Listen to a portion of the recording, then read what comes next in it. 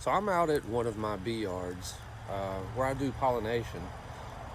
This particular location, I do strawberry pollination. But I noticed that the strawberries weren't planted out. In our area, strawberries should be planted out in October, November timeframe, and then that way they are ready by the time springtime comes. And I've had honeybees out here probably the last 4 or 5 years for the farmer, and but this year, this first year, he's decided that he's not going to do strawberries in the springtime. So what I'm going to do is, this bee yard is a little inconvenient for me to maintain. So I'm going to load them up, and I'm going to take these back to my main bee yard, and that'll make it a lot easier for me to keep up with them over the winter, and then especially come springtime, when they're wanting to swarm, it'll be a lot easier for me to keep up with them.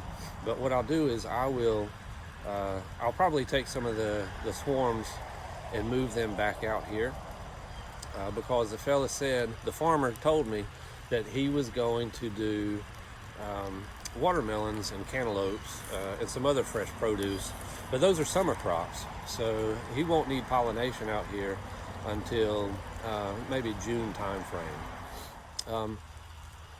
On the topic of pollination, I'm just a hobby beekeeper, so financially it's not really worth my time and effort just for the pollination. So what I do is I have an agreement, a handshake agreement with local farmers, a few local farmers, and what I do is I offer pollination in exchange for fresh produce. So at this location, what we've done is we get all the strawberries that we can eat.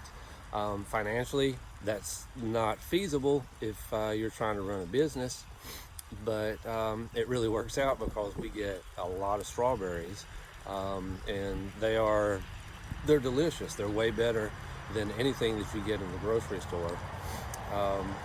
But I've heard somebody, I don't recall if it was on a video or a speaker at one of our association meetings, and what they had mentioned was pollination really isn't worth a beekeeper's time unless you're really, really large scale commercial operation.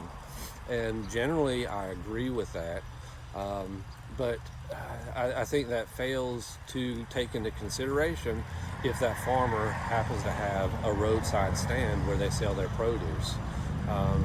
So for me, we get a lot of strawberries, and that's a fine agreement for us. I don't mind getting paid in strawberries, but on the flip side of it, financially, when they have a roadside stand, they just can't keep the honey at their stand. And so the financial benefit for me as a hobby beekeeper is that I have a really easy outlet for selling my honey.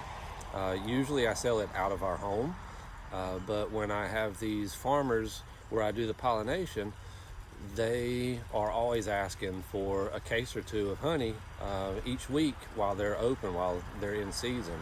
And so that's where in turn it kind of turns back around and becomes a little bit worth your time to help local farmers do pollination. So anyway, those are my thoughts on the pollination.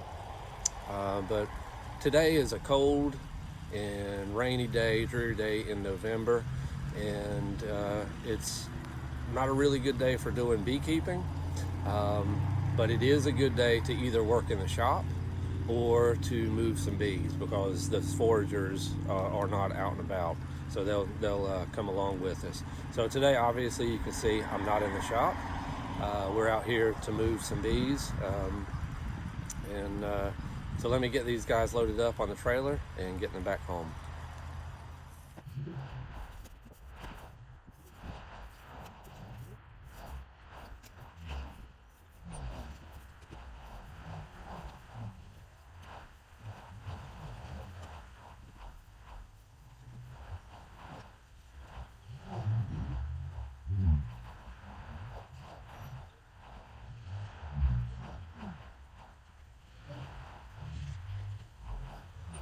Well, as you can see, I got everything loaded up. And if you keep honeybees, You know what I mean when I say I smell a lot of bananas right now. If you don't keep bees, the sting pheromone, the alarm pheromone of honeybees smells an awful lot like bananas.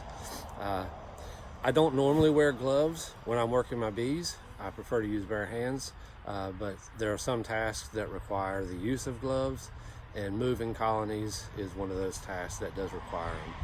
And I hate to say, because I don't want to jinx myself, but I've not been stung once, so I won't say it. But I'm still aware that I have to unload this trailer and get it home. So let me go ahead and hop in the truck, get these girls back home. We got about a 30-minute drive before we get back to our home apiary.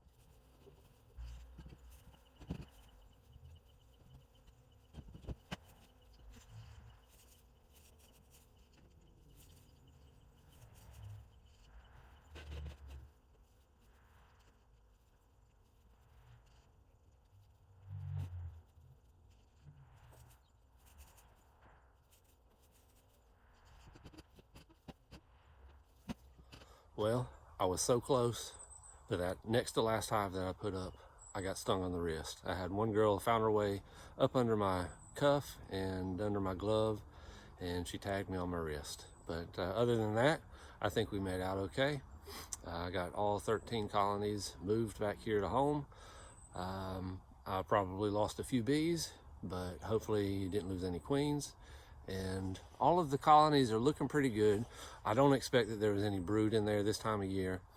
So I think the biggest thing was just that we left a few of the foragers back at the back at the bee yard where we carried them from, and probably a few along the road, along the way on our 30-minute or so drive here.